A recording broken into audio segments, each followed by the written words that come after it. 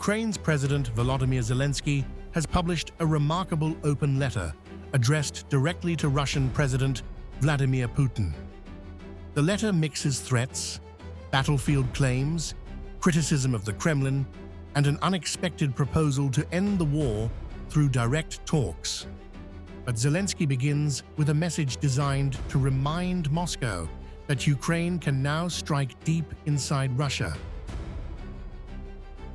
Today, the absolute majority of Ukrainians view positively the fact that our long-range drones paid a visit to the opening of your forum in St. Petersburg, having covered a distance of more than 1,000 kilometers. As you well know, that distance is not the limit of our capabilities. The Ukrainian leader then turns the letter into a personal attack on Putin's legacy. Zelensky argues that the war is not about NATO, language, or geopolitics, but the result of one man's decision. He also reminds Putin that nearly half of his 26 years in power have been spent at war with Ukraine. You have spent almost half of your 26 years in power in Russia waging war against Ukraine. Whatever you may say about NATO, geopolitics, and the Russian language, this war is your personal choice. A war without a real reason.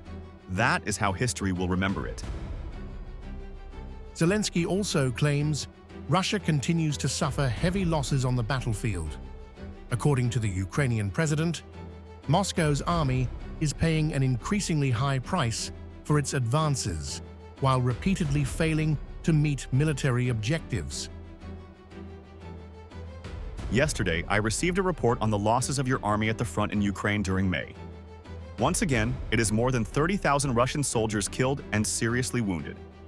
We maintain this figure every month, and for every one of your losses, we have video confirmation. You are now regularly postponing the deadlines for the capture of our regions, primarily Donetsk Oblast. You will not capture it this year either. The letter also targets Putin's image as a strong and independent leader. Zelensky accuses Russia of relying on outside powers to sustain its war effort and claims Moscow's room for maneuver is shrinking. We brought the war onto your territory, and you would not have coped with it without the help of North Korea. You are the first ruler of Russia who was forced to seek assistance from Pyongyang. And today you are completely dependent on China, also for the first time in Russia's history. But after pages of criticism, Zelensky makes an offer. The Ukrainian president publicly invites Putin to direct negotiations and proposes a leader-level meeting in a neutral country. He also says Ukraine is ready for a ceasefire while talks are underway. Ukraine proposes ending the war in a format between us and you. I propose a meeting with you. There are countries that traditionally host leaders for resolving issues of war and peace. Switzerland, Turkey, the countries of the Arab world. Many can and want to host such a meeting. Ukraine is ready for a complete ceasefire for the duration of negotiations. We believe that it will not merely be an attempt but a real ceasefire, if you want it. The letter ends with both a warning and a challenge. Zelensky says Ukraine will continue fighting if necessary, but argues that the longer the war continues, the greater the risks for Putin himself. The final message is simple. The choice now belongs to the Kremlin.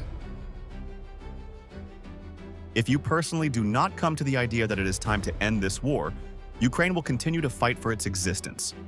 We will have those who support us. But you too will have to fight much harder for your existence. Not Russia's, but your personal existence. This is not a threat from me or from Ukraine. These are facts of Russian history that you know well. The choice is now yours. Enough war. Ukraine proposes ending this war,